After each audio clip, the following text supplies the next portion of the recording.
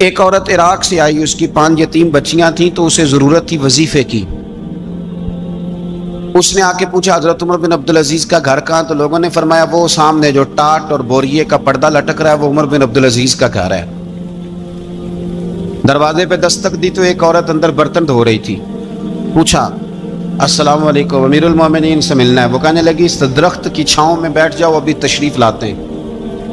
تھوڑی دیر گزری تو حضرت عمر بن عبدالعزیز آئے تو کنویں سے پانی نکال کے نا، سین میں کنواں تھا تو جو جگہ میں مٹی اڑ رہی تھی نا، گرد اڑ رہی تھی، ہوتا ہے نا عصر کے بعد لوگ پانی پھینکتے ہیں، وہاں پانی پھینکنے لگے، چھڑکاؤ کرنے لگے۔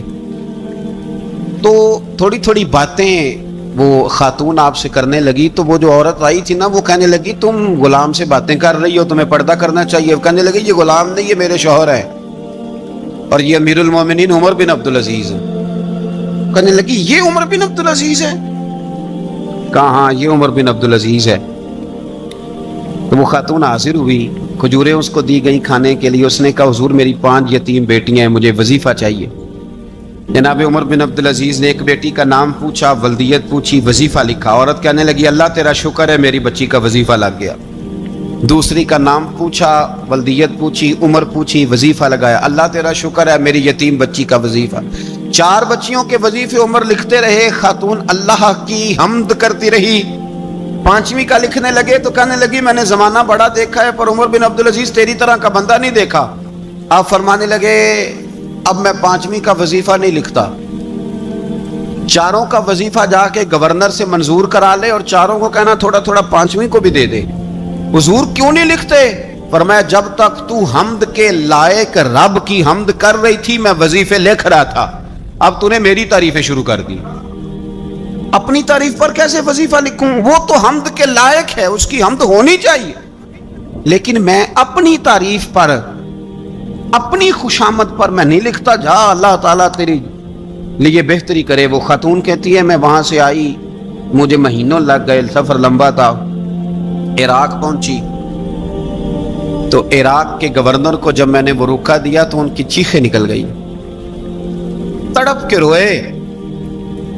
میں نے کہا کیا ہوا؟ کہنے لگی بی بی جس نیک آدمی نے تجھے یہ لکھ کے دیا تھا نا، چند دن ہوئے ان کا انتقال ہو گیا۔ عمر بن عبدالعزیز پردہ فرما گئے۔ وہ خاتون پھر روئی، کہنے لگی یتیم بیٹیوں کا اب کیا بنے گا، اس رکے کا کیا بنے گا؟ تو آپ فرمانے لگے بی بی جب امیر عمر بن عبدالعزیز جیسا ہو تو گورنروں کو بھی اللہ کچھ توفیق دے ہی دیتا ہے۔ اگر انہوں نے تیرا وظیفہ زندگی میں لکھا تھا تو فکر نہ کر، جب تک میں زندہ رہوں گا وظیفہ پہنچتا رہے گا۔ آپ کے گورنر نے لکھا کہ حضرت صاحب گورنر ہاؤس کی عمارت کمزور ہو گئی ہے، نہیں بنا لوں؟ تو آپ فرمانے لگے تو عدل کا قلعہ کیوں نہیں بناتا، انصاف کی دیواریں کیوں نہیں کھڑی کرتا؟ فرمایا چھوڑ اینٹیں لگانا، عدل و انصاف کا قلعہ بنا۔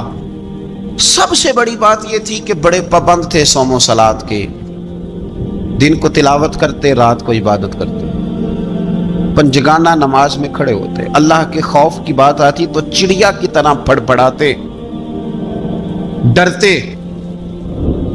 آپ کی اہلیہ کہنے لگی عمر بن عبدالعزیز یہ کیفیت کیسے ہوئی؟ فرمانے لگے ایک ذہن میں بات بیٹھ گئی تھی کہ رب نے حساب پوچھنا ہے اور میں نے حساب دینا ہے، تو جس کو پتا ہونا میں نے حساب دینا ہے اور مجھ سے کسی نے حساب پوچھنا ہے، پھر سمجھیں حساب دینا ہے اور کسی نے حساب پوچھنا ہے، حساب دینا ہے اور حساب، تو فرماتے ہیں جب یہ ذہن بن گیا نا کہ میں نے حساب دینا ہے اور رب نے حساب پوچھنا ہے، تو بس پھر میں نے حساب کر کے رکھنا شروع کر دیا۔ پھر میں نے کوشش کی ہے کہ حساب کروں کہ نا انصافی نہ ہو جائے، ظلم نہ ہو جائے۔ ایک آدمی بڑی دور سے چل کے آیا، عرض کی حضور آپ کے گورنر نے میرا مال چھین لیا ہے، واپس نہیں کرتا۔ تو حضرت عمر بن عبدالعزیز رحمۃ اللہ نے رکا لکھا، فرمایا میں نے تو تجھے نیک آدمی سمجھ کے گورنر بنایا تھا اور تو لوگوں کے مال نہیں واپس کرتا، فوراً واپس کر۔ اس کے نام جب خط لکھا تو آدمی خوش ہو گیا، تو آپ فرمانے لگے اب یہ بتا تیرا آنے جانے کا خرچہ کتنا ہوا؟ عرض کی حضور کیا مطلب؟ آپ فرمانے لگے ایک تجھ پہ ظلم ہو اور دوسرا تیرے اوپر اور خرچے ڈالے جائیں۔ دیکھیں نا ایک آدمی کی زمین پہ قبضہ ہو، پھر وہ وکیل کرے، پھر وہ گواہ اکٹھے کرتا پھرے، پھر وہ مسائل میں الجھ جائے۔ جناب عمر بن عبدالعزیز نے ہمیں ایک سوچ عطا فرمائی، فرمایا ایک تیرے اوپر ظلم ہوا ایک تجھے اتنی تکلیف ہوئی یہاں آنے کی اور ایک تیرا خرچ ہوا، بتا کتنے پیسے؟ عرض کی حضور میرا تو لاکھوں کا مال آپ نے واپس کرا دیا ہے، اب چھوڑے خرچے کو؟ فرمایا نا بھائی، یہ میرے رسول کائنات کا دین ہے، اس میں ہم ہر شے کا حساب کر کے رکھیں گے۔ تیرا خرچ ہوا ہے، تیرا خرچہ ہوا ہے، تجھے آنا پڑا، تجھے جانا پڑا۔ اور دنیا کے منصفوں، فیصلے کرنے والوں، تھوڑا خیال تو کرو، کتنے لوگ ہیں جو رول گئے بیچارے رستوں میں کچہریوں کے، جو عدالتوں کے چکر لگا لگا کے تھک گئے، جن کی اولادیں تڑپ اٹھی، مکان بک گئے، انہوں نے اپنے حقوق کیا لینے تھے، ان کی تو باقی چیزیں بھی چلی گئیں۔ فرمایا خرچہ بتا کتنا ہوا؟ عرض کی حضور 60 دینار تقریباً۔ فرمایا اسے مال خزانہ سے 60 دینار بھی دو۔ پھر فرمایا میری جیب سے اسے 50 اور دو تاکہ یہ آنے جانے میں مزید روٹی کھا سکے، گوشت کے ساتھ روٹی کھائے۔ اور پھر فرمایا معاف کر دینا، حکومت عمر بن عبدالعزیز کی تھی پر تجھے بڑی تکلیف اٹھانی پڑی، اذیت اٹھانی پڑی۔ یارو اس رنگ میں اس شخص نے حکومت کی، اس انداز میں، اور سب سے بڑھ کر بنو امیہ میں سے تھے، لیکن میرے رسول پاک کی اولاد سے جو پیار، حضور کی نسل سے، کسی نے آپ کے سامنے کہہ دیا، امام جلال الدین سیوطی نے اس کو لکھا ہے، کسی نے عمر بن عبدالعزیز رضی اللہ تعالیٰ عنہ کے سامنے کہہ دیا یزید امیر المومنین تھا، مومنوں کا امیر تھا۔ فرمایا پکڑو اس بدذات کو 20 کوڑے مارو، پکڑو اس نالائق کو، اسے 20 کوڑے مارو، یہ نبی پاک کے خاندان کے قاتل کو امیر المومنین کہتا ہے۔ یہ فتویٰ جناب عمر کا۔ مولا علی شیر خدا کی اولاد میں سے ایک شہزادے آپ کے پاس آئے کسی کام کے لیے، تو عمر بن عبدالعزیز اٹھ کے کھڑے ہو گئے، ہاتھ باندھ دیے، کہنے لگے حضور ساری دنیا میرے پاس آئے، آپ نا ایک رکا لکھ دیا کریں یا پیغام دے دیا کریں، اس لیے کہ اس دھرتی پہ جو کچھ بھی ہے وہ مدینے والے رسول کا ہی صدقہ ہے۔ حضور کی اولاد سے پیار، نبی پاک صلی اللہ علیہ وسلم کے خاندان کے ساتھ محبت۔ حضرت عمر بن عبدالعزیز نے فلاح عامہ کے کام کرائے، بڑے بڑے سرائے بنائے، لوگوں کے ٹھہرانے کا بندوبست کیا، وظائف دیے غریبوں کو، مساجد بنائی، مدارس بنائے، آپ کو مجدد کہا جاتا ہے، نئے سرے سے تجدید کی، علماء سے پیار کیا، صدقات و خیرات کا ایک ایسا ماحول دنیا کے اندر بنایا کہ لوگ کہتے ہیں کہ ہم زکوٰۃ دینے کے لیے بندہ تلاش کرتے تھے، اور جناب عمر بن عبدالعزیز کے زمانے میں کوئی زکوٰۃ لینے والا میسر نہیں آتا تھا۔ ایک شخص ملا تو لوگوں نے اس کو اتنی زکوٰۃ دی، اتنی زکوٰۃ دی، اتنی زکوٰۃ دی، لوگ خوشحال ہو گئے، اتنی زکوٰۃ دی کہ اگلے سال وہ خود زکوٰۃ دے رہا تھا۔ حضرت عمر بن عبدالعزیز نے ایسا ماحول بنا کے لوگوں کو دیا، اس طرح کی نوعیت آپ نے لوگوں کو دی کہ خوشحالی نظر آنے لگی، ذمیوں کے، غیر مسلموں کے حقوق کا بھی تحفظ فرمایا۔ 39 سال عمر پائی، صرف نمازیں بھی پڑھ گئے، صدقے بھی دے گئے، عبادتیں بھی کر گئے، 2.5 سال حکومت بھی کر گئے، اللہ رسول کو راضی بھی کر گئے۔ عمر پائی 39، پورے 40 نہیں، 39 سال عمر پائی، اتنا کچھ کر گئے۔ ہم تو بھی انتظار میں رہتے، ہم تو بھی انتظار میں اٹھ فریدا ستیا تے داڑھی آ گیا ہی پور، اٹھ فریدا، یہ ستیا کا مطلب بابا جی نے غفلت بیان کیا ہے، کہ مطلب یہ نہیں کہ سچی مچی سویا ہوا تھا، کہتے تو غافل ہے، اٹھ فریدا ستیا داڑھی آ گیا ہی پور، اور اگا نیڑے آ گیا ہی، پیچھا رہ گیا ہی دور۔ 40 سال کی عمر میں آپ کو زہر دے دیا گیا، کچھ لوگوں کو برداشت نہیں نہ ہوا۔ ایک شخص آیا رکا لے کے، اس نے کہا حضور پچھلا خلیفہ میرے نام 20,000 دینار لکھ گیا ہے پر وہ فوت ہو گیا ہے، تو آپ یہ رکا ہے مجھے 20,000 دینار دے دیں۔ آپ فرمانے لگے سنبھال کے رکھ، شاید میرے بعد والا دے دے۔ رکا سنبھال کے رکھ، پر مجھ سے نہ امید رکھنا 20,000 دینار تو میں 20,000 گھر میں دوں گا اور 20,000 چولہے جلاؤں گا، میں ایک آدمی کو اتنا امیر کر دوں اور باقی لوگ دیکھتے رہے۔ آپ کو زہر دے دیا گیا، بیمار رہے، بچوں کو بلایا اور میں بیٹا میں جہنم سے ڈر گیا تھا، تمہارے لیے مال نہیں جمع کر سکا، اس دل نکلا، شدید علیل ہو گئے۔ وہ جو آیت میں نے پڑھی ہے نا، آپ کی اہلیہ کہتی ہیں کہ آخری وقت آپ کی زبان پر وہ آیت جاری ہوئی، تلک الدار الآخرۃ نجعلها للذین لا یریدون علوا فی الارض ولا فسادا والعاقبۃ للمتقین۔ فرمایا یہ آخرت کا گھر ہے، ان لوگوں کو ملے گا جو نہ زمین میں تکبر کرتے ہیں نہ فساد چاہتے ہیں۔ یہ آیت پڑھی اور روح پرواز کر گئی۔ مرنے سے پہلے، وصال سے پہلے 10 دینار یا 20 دینار دے کے اپنے بیٹے کو بھیجا، فرمایا گاؤں میں جاؤ اور میرے لیے زمین خریدو قبر کے لیے، اور اگر گاؤں والے خوشی سے دے دیں تو خریدنا، اور اگر انہیں دقت ہو تو انہیں تنگ نہ کرنا۔ 10 دینار کی زمین خریدنے کے لیے جب بیٹا جانے لگا تو اس نے کہا حضور کچھ لوگوں کی خواہش ہے کہ آپ کا جسد خاکی مدینے لے جایا جائے اور نبی پاک علیہ السلام کے پہلو میں آپ کو دفن کیا جائے۔ آپ فرمانے لگے پتر میں اس قابل نہیں ہوں کہ حضور کے ساتھ دفن کیا جائے، نہ میں اس قابل نہیں ہوں۔ اس طرح کرنا، میرے پاس حضور کے کچھ ناخن اور بال ہیں، جب میرا انتقال ہو جائے تو میری قبر میں رکھ دینا۔ اور پھر حضرت عمر بن عبدالعزیز نے فرمایا مجھے نہ سستا کفن دینا 2 دینار کا، اس سے زیادہ کفن نہ دینا، 2 دینار کا کفن۔ حضور آپ کا مال ہے کچھ پڑا ہوا تو اس میں سے اچھا کپڑا خریدا جا سکتا ہے، فرمایا نہ بھائی 2 دینار کا کفن خریدنا۔ حضور کیوں؟ فرمایا اس لیے کہ اگر میں نیک ہوا تو اللہ مجھے جنت کا لباس عطا فرما دے گا، اگر میں بد ہوا تو یہ بھی تو پھٹی جائے گا، چیر دیا جائے گا، قبر توڑ دے گی پسلیاں، لہٰذا مجھے مہنگا کفن نہ دینا، 2 دینار کا۔ آپ کے وصال سے کچھ عرصہ پہلے نا آپ نے ایک قاصد بھیجا، روم کے بادشاہ کے پاس وہ گیا تو وہاں اس نے ایک عجیب منظر دیکھا کہ وہاں ایک حافظ قرآن نابینا آدمی قید ہے، اس کی آنکھیں موجود نہیں ہیں اور وہ چکی چلاتا ہے، آٹا پیستا ہے۔ اس قاصد نے اس سے پوچھا تو یہاں کب سے ہے اور یہ تیرے ساتھ معاملہ کیسے ہوا؟ تو وہ کہنے لگا مجھے انہوں نے گرفتار کر لیا، پھر مجھے کہنے لگے عیسائی ہو جا، میں نے انکار کیا تو انہوں نے میری آنکھیں نکال دی، اب میں صبح شام یہ تھوڑا سا کام کرتا ہوں، چکی پیستا ہوں تو روٹی دے دیتے ہیں۔ وہ قاصد حضرت عمر بن عبدالعزیز کے پاس آیا اور آ کے کہا حضور ایک اس طرح کا مسلمان روم کے بادشاہ کے پاس قید ہے، ایک مسلمان کی تکلیف۔ حضرت عمر بن عبدالعزیز نے جب سنا تو رو پڑے، اور میں وہ قید ہے اور وہاں قید ہے اور ہم یہاں آرام سے بیٹھے ہیں؟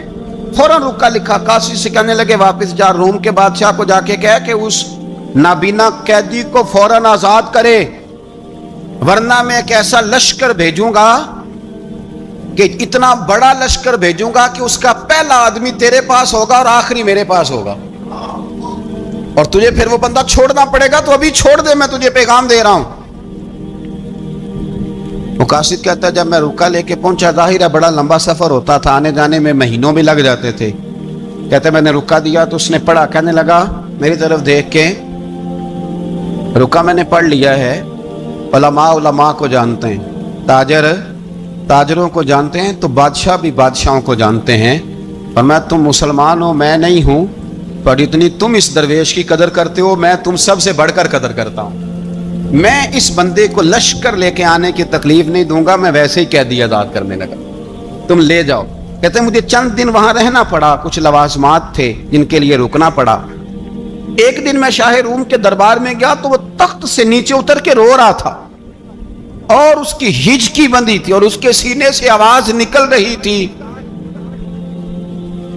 میں نے پوچھا لوگوں سے کیا ہوا، کہنے لگے خود ہی پوچھ لو۔ میں نے جا کے کہا بادشاہ کیا ہوا، کیوں رو رہے ہو؟ تو کہنے لگا آج دھرتی کا حسن اٹھ گیا ہے، آج سنگار ختم ہو گیا، آج دھرتی کا حسن اٹھ گیا۔ میں نے کہا کیا ہوا؟ کہنے لگے عمر بن عبدالعزیز انتقال کر گئے، تمہارا امیر چلا گیا۔ تو میرے دل میں خیال آیا، میں نے آہ بھری، میں نے کہا پھر ہمارے لیے کیا حکم ہے؟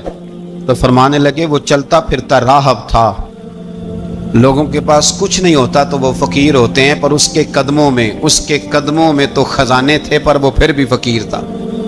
فرمایا اس کا حکم اگر میں زندگی میں مانتا تھا تو مرنے کے بعد بھی بات مانی جائے گی، تمہارا قیدی بھی تمہیں واپس کیا جائے گا اور عمر بن عبدالعزیز کی بات بھی سنی جائے گی۔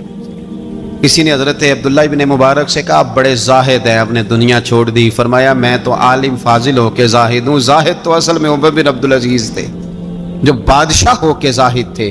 مالک بن دینار بھی کہتے تھے وہ بادشاہ ہو کے زاہد ہیں۔ ان کا انتقال ہوا تو خواجہ حسن بصری فرمانے لگے آج دنیا سے بہترین آدمی چلا گیا۔ حضرت سیدنا امام احمد بن حنبل فرمایا کرتے تھے جو عمر بن عبدالعزیز کا ذکر کرے رب تو اس پر بھی رحمت نازل فرمائے گا۔ ارے یہ تو وہ شخص ہے کہ جب تک موجود تھا تو حسن موجود تھا، اور آج بھی ان کا ذکر کریں تو اللہ دلوں میں نور پیدا کر دیتا ہے۔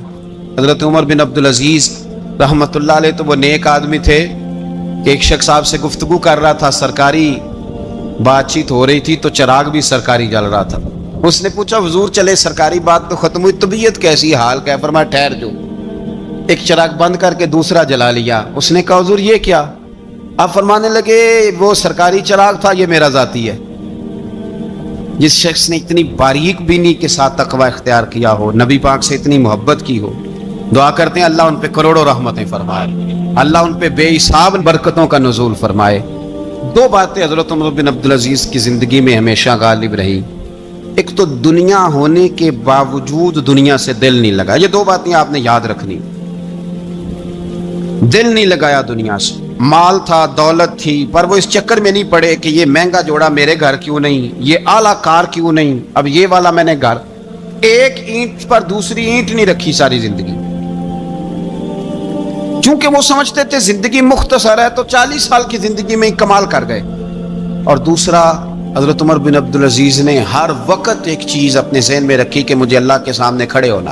اللہ تبارک و تعالیٰ نے پھر ایک خوبصورت انسان، بنو امیہ کی حکومت تھی، اسی میں سے ایک خوبصورت دھلا ہوا، سجا ہوا، سمرا ہوا، خوشبو والا، میٹھا بھی، ٹھنڈا بھی، پیارا بھی، نیک بھی، متقی بھی، اصول والا بھی، رسول اللہ علیہ السلام کا غلام حضرت عمر بن عبدالعزیز، اللہ تعالیٰ نے یہ مرد مجاہد پیدا فرمایا۔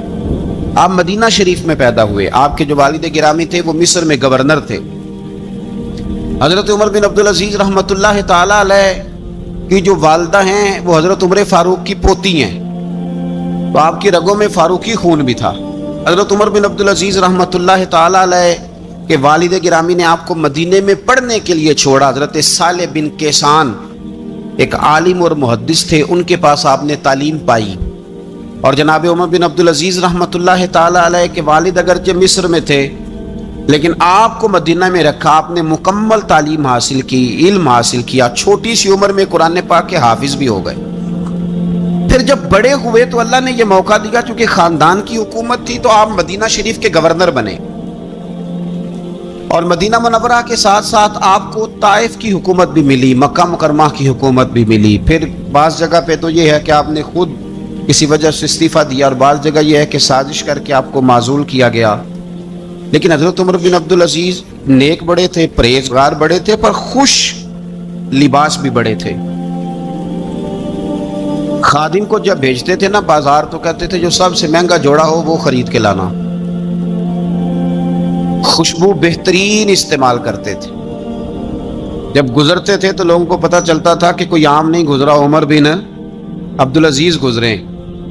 جب تک گورنر رہے، جب تک خاندان میں رہے، ماحول اور رہا۔ سلیمان بن عبد الملک خلیفہ جب جانے لگے تو انہیں وصیت کر دی کہ میرے بعد عمر بن عبدالعزیز خلیفہ ہوں گے۔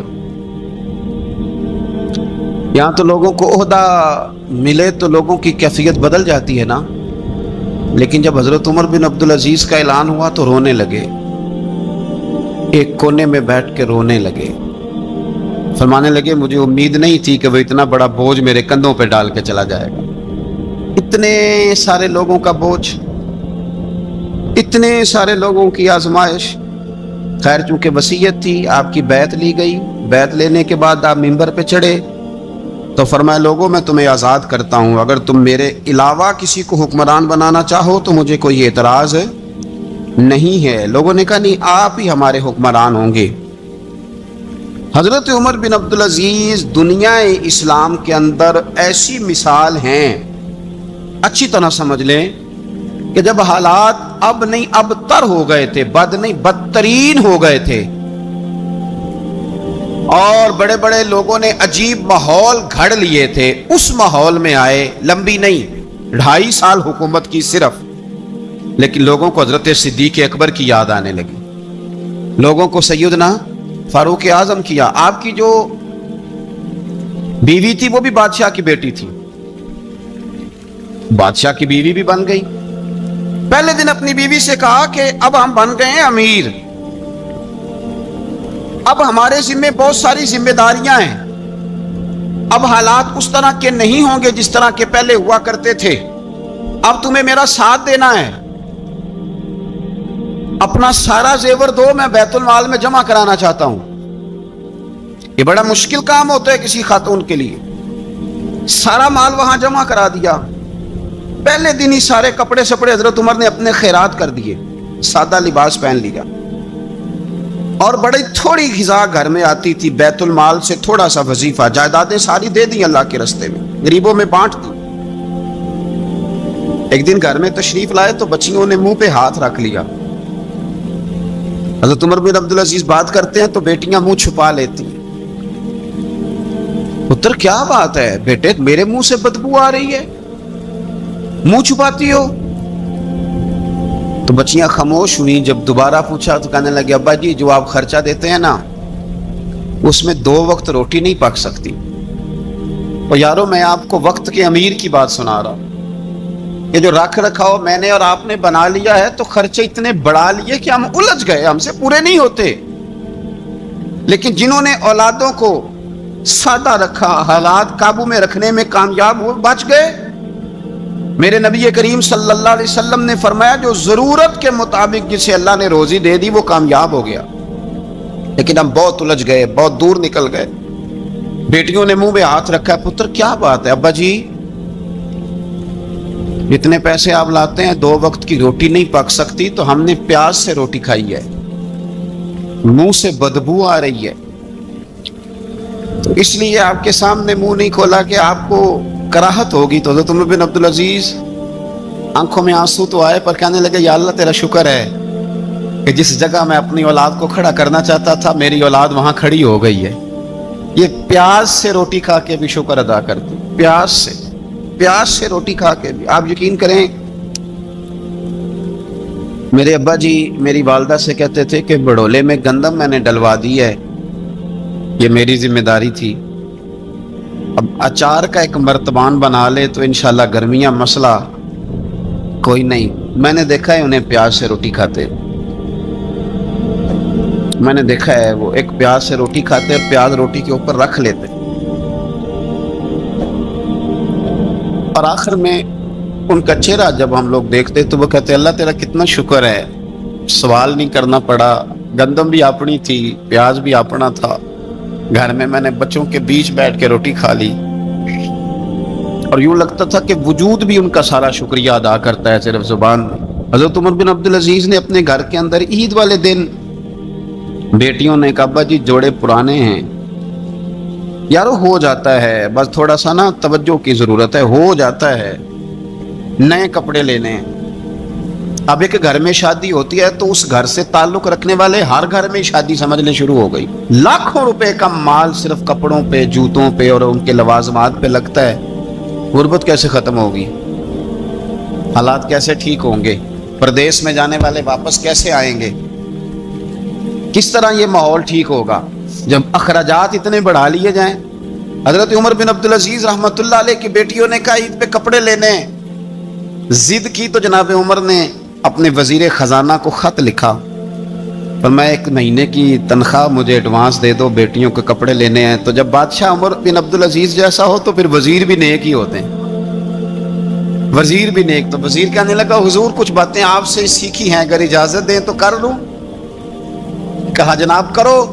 کہنے لگے آپ 1 مہینے کی تنخواہ ایڈوانس مانگ رہے ہیں، آپ 1 مہینے تک زندہ رہیں گے؟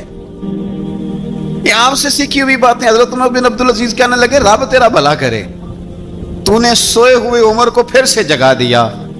بیٹیوں سے آ کے کہنے لگے پتر پرانے کپڑے دھو کے پہن لو، اگر کپڑے دھو کے پہن لوگی اور پہن کے رب کی بارگاہ میں کھڑے ہوگی تو رب تو پہلے ہی بڑا قبول فرمانے والا ہے، اللہ تو پہلے ہی بڑا قبول کرنے والا ہے۔ تو صاحب یاد رکھیں حضرت عمر بن عبدالعزیز نے اپنے گھر کے اندر یہ ماحول پیدا کیا، اپنے گھر کے اندر یہ کیفیات آپ نے بنائیں، بنا کر کے سجائیں۔ میرے عزیز یاد رکھیں کچھ چیزیں ایسی ہوتی ہیں جن پر انسان اگر توجہ کر لے تو آسانی سے معاملات ٹھیک ہو جاتے ہیں۔ حضرت عمر بن عبدالعزیز نے خود بھی سادگی اختیار کی، آپ کے بچوں نے بھی سادگی۔ ہوتا یہ ہے کہ جس طرح کا حکمران ہوتا ہے نا، رعایا پر اس کے اثرات ہوتے ہیں، یہ ایک اصولی بات ہے، جس طرح کا حکمران ہو رعایا پر اس کا اس طرح کا۔ ولید بن عبد الملک جب حکمران تھا نا تو اسے عمارتیں بنانے کا بڑا شوق تھا، बड़ी बड़ी बिल्डिंगें खड़ी करना, बड़े बड़े महल्लात बनाना। तो उस जमाने में हर आदमी बिल्डिंग की बात करता था।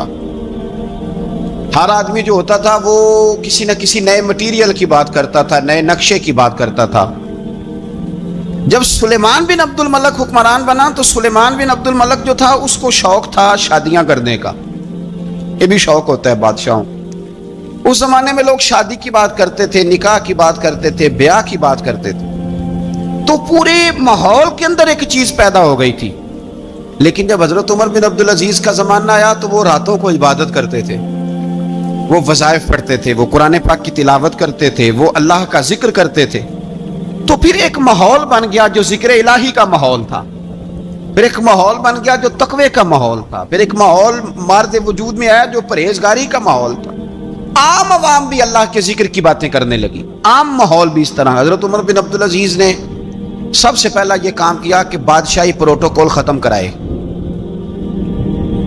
खत्म हो गए प्रोटोकॉल। आपने फरमाया कोई शाही खानदान का बंदा है तो किसी का कोई प्रोटोकॉल नहीं है, मेरा भी कोई प्रोटोकॉल नहीं है। बल्कि आपने फरमाया किसी खतीब को, किसी इमाम को इजाजत नहीं कि मेरा नाम लेके मेरे लिए दुआ करे।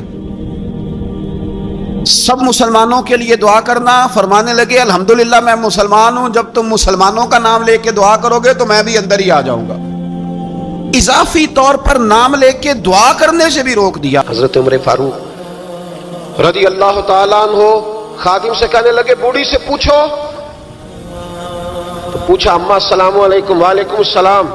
अम्मा क्या बात है? तो अम्मा कहने लगी जाओ दौड़ो, तुम्हें क्यों बताऊं, देहात की सीधी सादी बीबी, जाओ भाग जाओ। कहा नहीं अम्मा मेहरबानी करो, अंदर तो आने दो। बड़ी मिन्नत के बाद अम्मा मानी। उमर फारूक आम आदमी नहीं जिससे दुनिया कामती है। हजरत उमर अंदर गए। अम्मा क्यों परेशान हो? तो अम्मा कहने लगी तुम्हें क्यों बताऊं, मेरा अपना दुख है। चल अम्मा बता दे, तेरी मेहरबानी। तो अम्मा कहने लगी मैं एक बेवा हूं, बे औलाद हूं, कोई मेरा सहारा नहीं। मुझे उमर फारूक से बड़ी शिकायत है। मेरे ऊपर 25 दिनार का कर्जा चढ़ गया है और 3 दिन हो गए मैंने रोटी नहीं खाई और उमर ने मेरी खबर नहीं ली। हजरत उमर को पता चल गया लावारस है, इसका कोई 2, 4, 10 हजार वोट कोई नहीं। एक को मेके से 6 मुरब्बे नहीं लेके आई, एक अकेली तने तनहा। और भाई जब अल्लाह का खौफ होता है तो फिर इंसान इन गरीबों को भी मनाता है। फिर रेड़ी वाले की भी अहमियत बढ़ जाती है, फिर रक्षे वाले की कदर भी बढ़ जाती है।